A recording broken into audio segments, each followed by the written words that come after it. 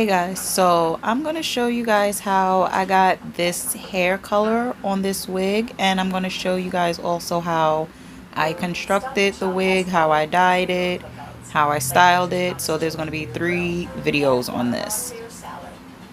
Okay, so I used my handy dandy powder bleach and poured it in a cup. You guys see my cat in the background. He had to come assist me with this. So I had to bleach the knots on my frontal.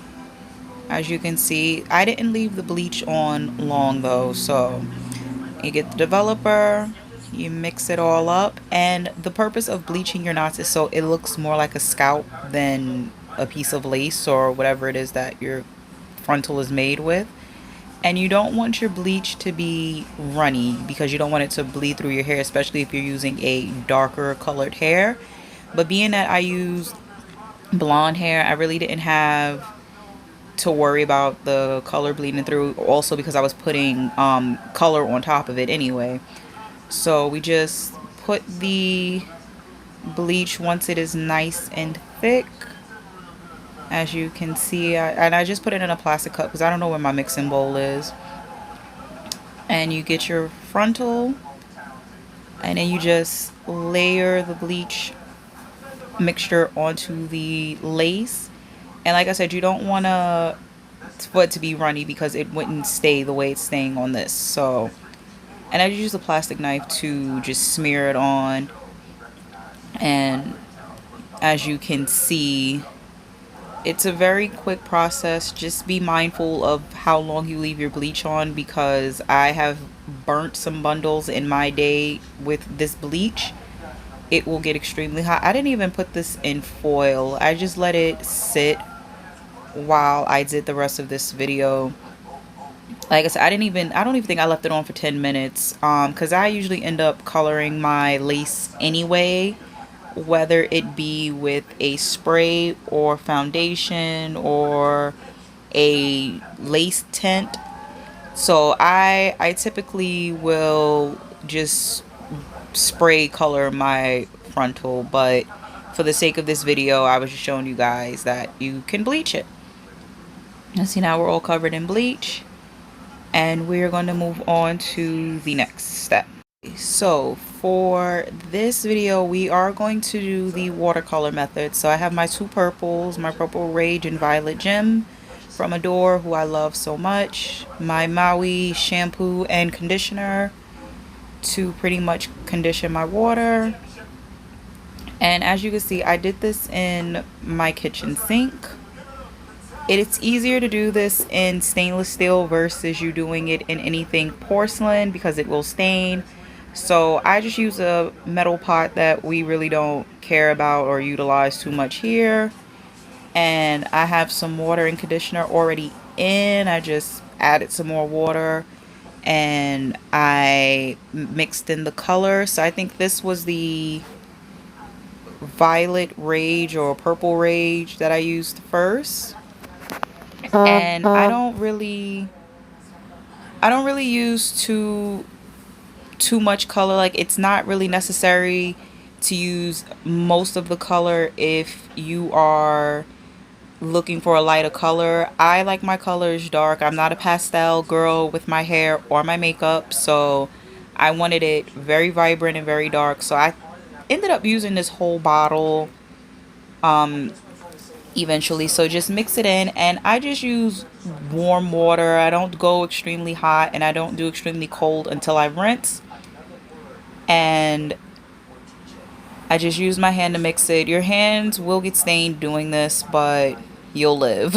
You will be okay, folks. So I took my first bundle. So I had the Janet collection, and I think that was my top bundle. So I think that was my 14-inch. And as you can see, I dunked it, nothing happened. This honestly, you have to be patient with this when you do it.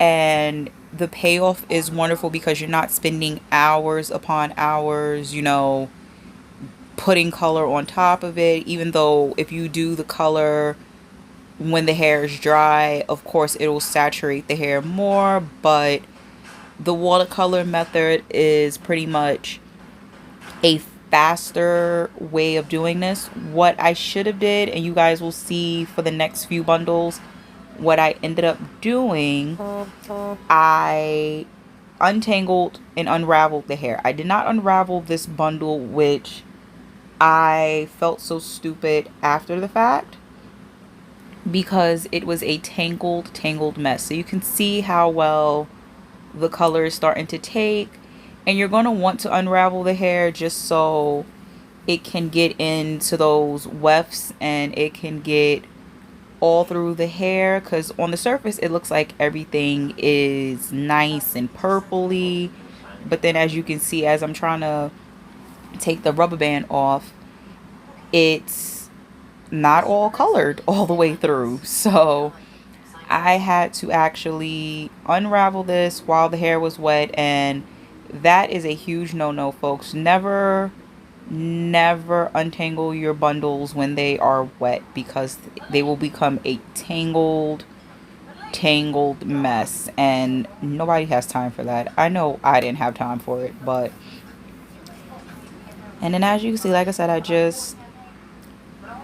let it, and then I put it back in the water to let it sit and collect more color. Sometimes if I have the time, I'll let it sit for like an hour or so, and the water will actually become clear because the color has soaked into the hair. Alright, so now we have the frontal with the bleach still on it. And like I said, I don't even think I let this sit 10-15 minutes. Like, I just literally left it on while I did that first bundle. Honestly, like I said, I'm going to just probably tint this lace on its own. So I just used some of the Maui shampoo. And since I actually stopped using this in my hair just because I went back to my Cream of Nature Oregon collection, so I use the Maui stuff now mostly on any wigs that I get. And I just rinse the bleach out. It doesn't look like much on camera, but it was a bit of a tint on it. But again, they sell tints for lace now, so you don't have to go through this process of bleaching your knots if you're afraid of bleach. So, and actually on that first dip, ooh, look at that. On the first dip of the frontal, yes, look at that. It took so quick to the frontal. Like, I love dyeing my frontals when I do construct my wigs, because the frontals always come out the best looking with the color. Like, I don't understand why. I guess because it's less hair, so it's gonna soak quicker. But ooh, child, let me tell y'all.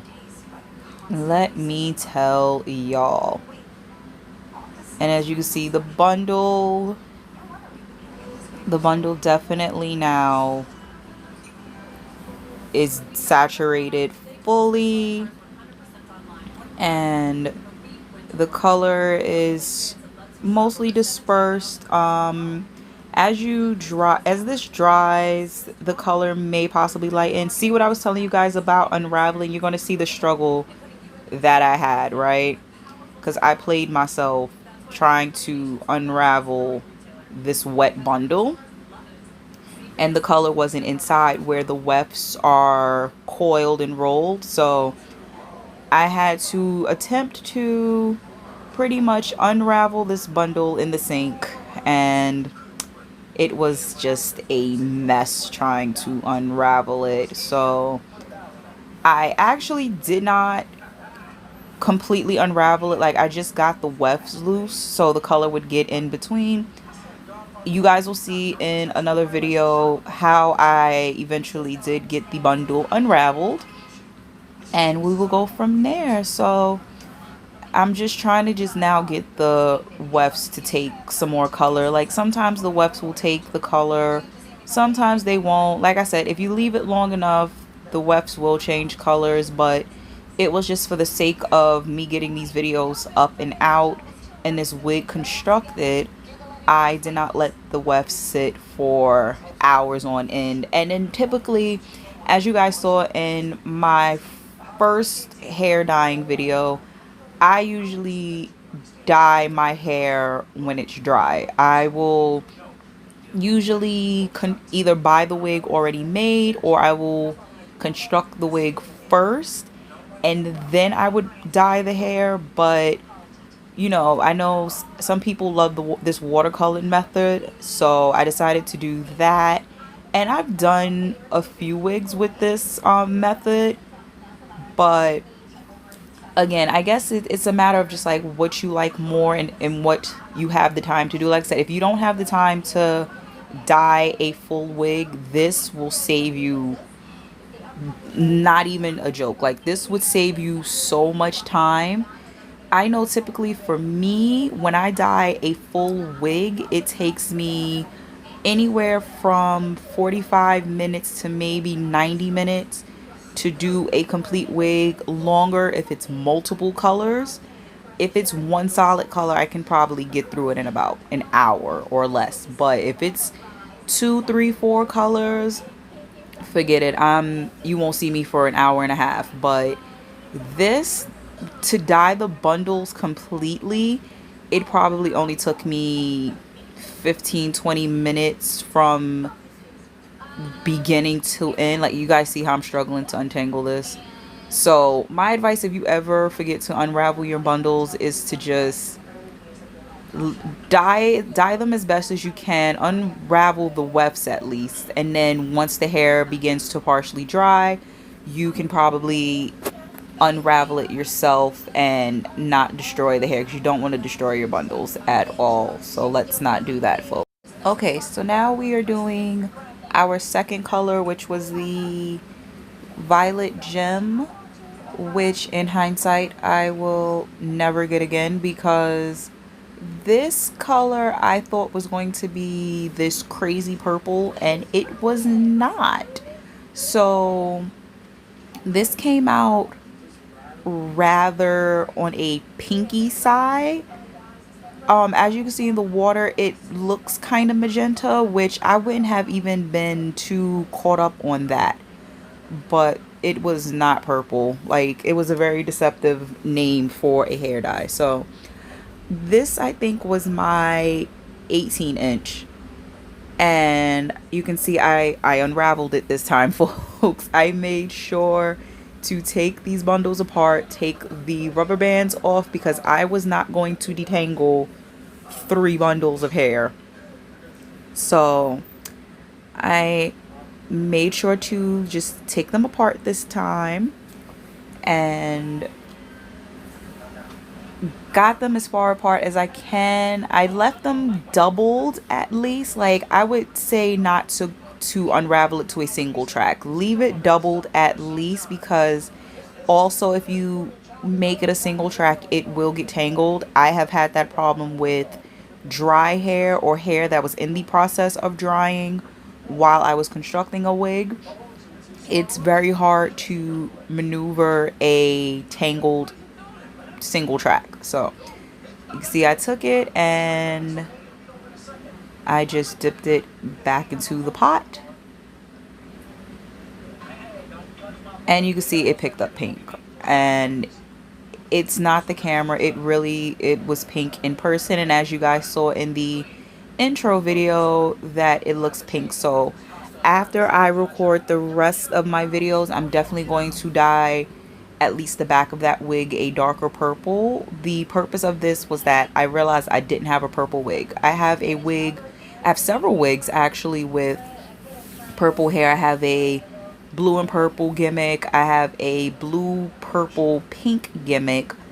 And my actual natural hair has been purple several times. Like, the purple is actually growing out of my hair.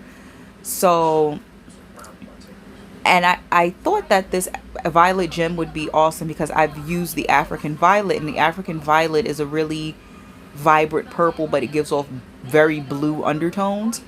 But this nonsense was like dead pink.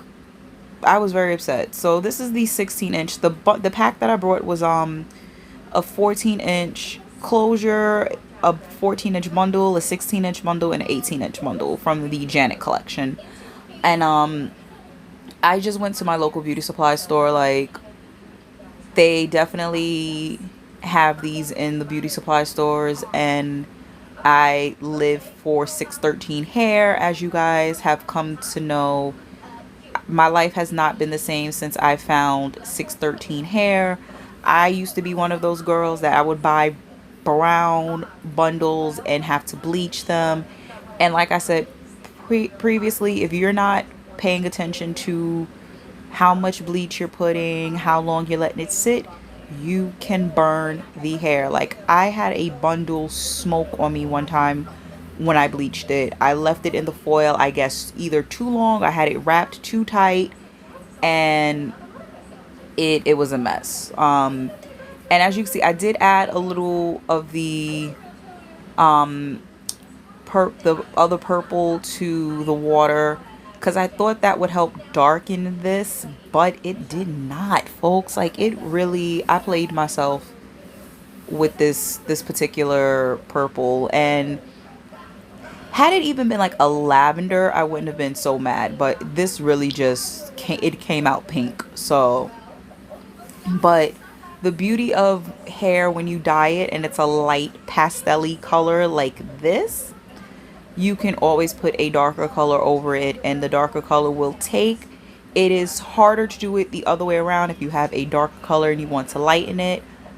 I am not a professional hairstylist. I am not a professional beautician, but I do know some people say that if you add conditioner to a darker color, it will lighten it, and then you apply it to the hair. I've never tried it because, again, I live for the more vibrant colors, if you want to call it that. Like, I would never do a whole wig this particular shade of pink. I have two pink wigs. One is an ombre, one is on the lighter pink side, but it has some purple streaks through it. It has some darker pinks on the end and on the back tracks. So yeah, I would never do a full wig this color, but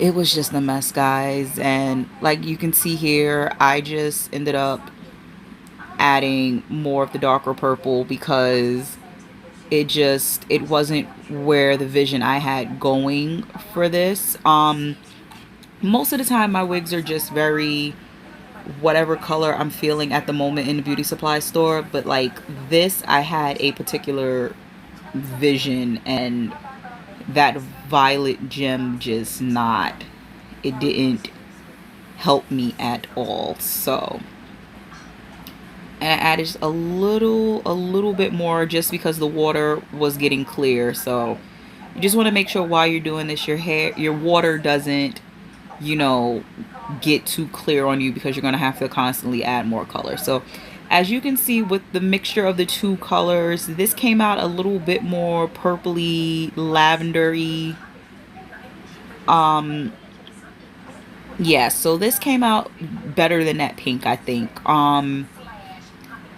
Again, like I said, once I get the videos done, I am going to re-dye it, and I will put pictures up on my Instagram if you're not following me.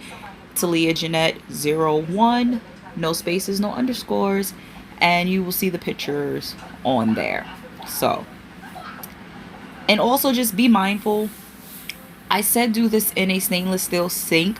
It does not necessarily mean your sink will not take the color. My sink always takes the color, so I had a lot of scrubbing to do after that. But pretty much this is it. This is my watercolor technique, and I hope you guys enjoyed. Stick around for part 2.